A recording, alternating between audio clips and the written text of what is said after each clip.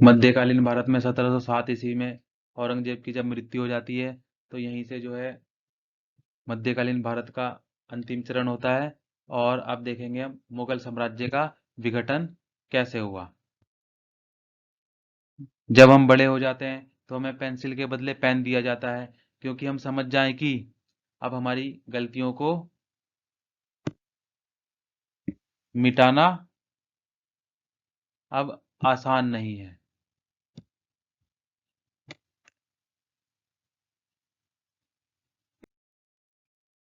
1707 ईस्वी में औरंगजेब की मृत्यु के बाद उसके 63 वर्षीय पुत्र मुअज्जम शाह आलम ने बहादुर शाह प्रथम के नाम से सत्ता संभाली। उसने 1707 से 1712 ईस्वी की अवधि तक शासन किया। खफी खां द्वारा इसे सहाय बेखबर की उपाधि दी गई थी। जहांदार सॉरी माफ करना जहांदार शाह 1712 ईस्वी से 1713 ईस्वी मुगल राजवंश में ऐसा प्रथम बादशाह था जो शासन कार्य के नितांत अयोग्य सिद्ध हुआ। उसने तत्कालीन शक्तिशाली अमीर जुल्फिकार खां की सहायता से गद्दी प्राप्त की थी। वह एक युद्ध में अपने भतीजे फारुखसियर द्वारा पराजित हुआ और 1713 ईस्वी में उसकी हत्या कर दी गई। 1717 ईस्वी में फारुखसियर ने एक फरमान जारी किया जिसमें अंग्रेजों को 3000 वार्षिक कर देकर बंगाल में बिना अतिरिक्त चुंगी दिए व्यापार करने के अधिकार की पुष्टि की। शाहजहां द्वारा बनवाए गए प्रसिद्ध मयूर सिंहासन पर बैठने वाला अंतिम मुगल शासक कौन था? मोहम्मद शाह था। 1719 से 1748 ईस्वी। इसके काल में ही नादिर शाह ने 1739 ईस्वी में भारत पर आक्रमण किया था। करनाल युद्ध में मुगल सेना को पराजित किया था। समकालीन लेखक आनंद राम मुखलिस के अनुसार नादिर शाह अपने साथ 8000 रुपए, कई हजार असरफियां, 1 करोड़ रुपए का सोना, 50 करोड़ के जवाहरात, कोहिनूर तथा तख्ते ताउस मयूर सिंहासन को कहा गया भी ईरान ले गया। मोहम्मद शाह 1719 से 48 ईस्वी अपना अधिकतर समय पशु युद्धों को देखने में व्यतीत करता था। उसकी प्रशासन के प्रति उदासीनता तथा मदिरा और सुंदरी के प्रति रुचि के कारण उसे लोग रंगीला कहा करते थे। रंगीला देश, रंगीला रंगीला देश मेरा रंगीला। उसके शासनकाल में मुगल दरबार में हिजड़ों तथा महिलाओं के एक वर्ग का प्रभुत्व स्थापित हो गया था। शाह आलम द्वितीय का कार्यकाल 1759 से 1806 ईस्वी तक रहा। उसका वास्तविक नाम अली गोहर था। अली गोहर। उसे वजीर गयासुद्दीन ने दिल्ली में दाखिल नहीं होने दिया। शाह आलम द्वितीय के समय ही दिल्ली पर अंग्रेजों का अधिकार 1803 में हो गया। अंतिम मुगल सम्राट बहादुर शाह द्वितीय अथवा बहादुर शाह जफर 1837 से 57 ईस्वी।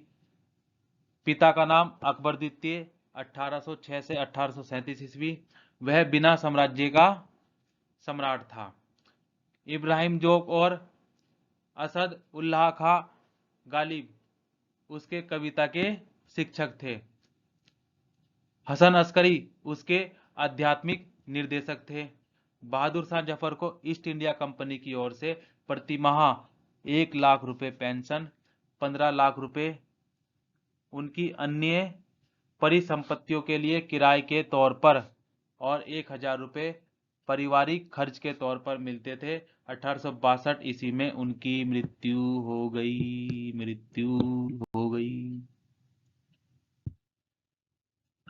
हैदराबाद के स्वतंत्र राज्य की स्थापना 1724 ईस्वी में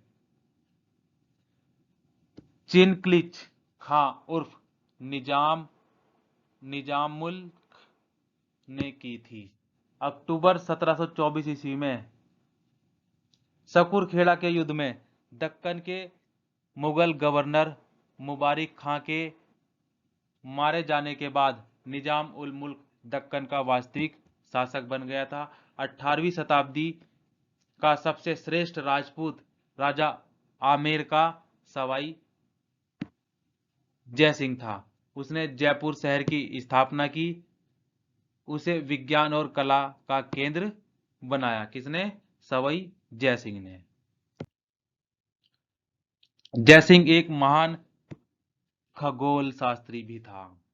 उसने दिल्ली, जयपुर, उज्जैन, बनारस, मथुरा में आधुनिक उपकरणों से युक्त पर्यवेक्षण शालाएं बनवाई। लोगों को खगोल शास्त्र संबंधी पर्यवेक्षण में सहायता देने के लिए जय सिंह ने जिज मोहम्मद शाही नामक सारणियों का सेट तैयार किया। उसने यूक्लिड की कृति, रेखागणित के तत्व का संकलन, माफ करना, तत्व का संस्कृत में अनुवाद कराया। जय सिंह ने अपने शासनकाल में 2 अश्वमेध यज्ञ भी करवाए। आज जो आप कर रहे हैं वही आपके भविष्य का निर्माण करेगा दोस्तों, निर्माण करेगा। मुगल काल में राजा बनने वाले थे। उत्तरकालीन मुगल राजनीति में ऐसे शक्तिशाली सरदारों का उत्थान हुआ जो अब सम्राट निर्माता की भूमिका निभाने लगे थे। 1713 से 1720 ईस्वी तक मुगल दरबार में सैयद बंधु, अब्दुल्ला खां और हुसैन अली सबसे शक्तिशाली थे। ये लोग हिंदुस्तानी दल के नेता थे। ये सम्राट निर्माता के रूप में विख्यात थे। इन्होंने 1713 ईस्वी में फारूक सियर को सिंहासन पर बैठाया था। 1719 ईस्वी में इसे सिंहासन से हटा दिया। इसके बाद कठपुतली सम्राट रफी उद दरजात, रफी उद दौला और मोहम्मद शाह को सैयद बंधुओं ने सिंहासन पर बैठाया। मोहम्मद शाह के शासनकाल में सैयद बंधुओं का पतन हो गया। अवध का प्रथम नवाब। अवध का प्रथम नवाब सादत खां था। तुर्रानियों ने हैदराबाद राज्य की स्थापना की, जो स्वतंत्र प्राप्ति तक बना रहा, और ईरानियों ने अवध राज्य की स्थापना की। 1722 ईस्वी में सादत खां को अवध का सूबेदार नियुक्त किया गया, जहां उसने अपने भतीजे और उत्तराधिकारी सफदरजंग के माध्यम से स्वतंत्र शासन किया और स्वयं शाही दरबार में ऊंची राजनीति खेलता रहा। 1739 ईस्वी में उसकी मृत्यु के बाद उसके उत्तराधिकारी सफदरजंग ने बादशाह के प्रति नाम मात्र की निष्ठा रखना भी अस्वीकार कर दिया। हैदराबाद के स्वतंत्र राज्य का संस्थापक कौन था? हैदराबाद के स्वतंत्र राज्य की स्थापना 1724 ईस्वी में चिनकलीज खान उर्फ निजामुल मुल्क ने की थी। अक्टूबर 1724 में सकूरखेड़ा के युद्ध में दक्कन के मुगल गवर्नर मुबारिज खां के मारे जाने के बाद निजाम उल मुल्क दक्कन का वास्तविक शासक बन गया था। उठो जागो, तब तक नहीं रुको जब तक लक्ष्य की प्राप्ति ना हो जाए। ऐसा मैं नहीं कह रहा हूं, स्वामी विवेकानंद जी ने कहा है। और स्वामी विवेकानंद जी बहुत बड़े महान महापुरुष हुए।